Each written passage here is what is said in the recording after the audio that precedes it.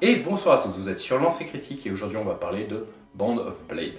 Band of Blade est un jeu qui se joue en campagne où on va incarner une légion de mercenaires d'une trentaine d'individus qui va chercher à se réfugier d'une invasion mort-vivante. On est dans un univers de low fantasy dont le ton ressemble énormément aux Annales de la Compagnie Noire.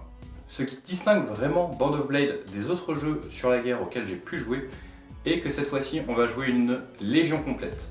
Une légion qui va avoir ses propres objectifs, qui va chercher à développer des solutions pour combattre l'adversaire et faire en sorte de s'en sortir dans le temps imparti. Mais surtout, l'intégralité des personnages sont jouables. Pour cela, les joueurs vont incarner de façon récurrente les officiers de la Légion. Donc ils vont choisir les missions, quelles troupes envoyer, le matériel qui est à leur disposition. Et ensuite, dans une autre phase de jeu, ils vont faire la mission à proprement parler. Donc cette fois-ci, ils vont incarner différents soldats pour pouvoir accomplir la tâche que leur a donnée le commandant. Le gros avantage de ce système est que chaque soldat va avoir sa propre histoire et on va vraiment avoir une légion cohérente où on va s'attacher aux différents protagonistes assez rapidement et ce de façon extrêmement naturelle. On est cependant sur un jeu qui est difficile.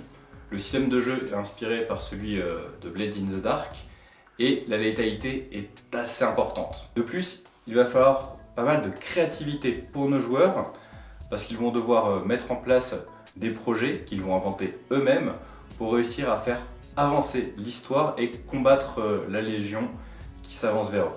Band of Blade est un jeu que je trouve vraiment à part, que je prends énormément de plaisir à jouer et à maîtriser car ça va être un jeu qui va récompenser les descriptions, qui va faire en sorte que si un joueur nous explique en détail son action, eh bien on va pouvoir mécaniser les bonus qui vont dans ce sens-là.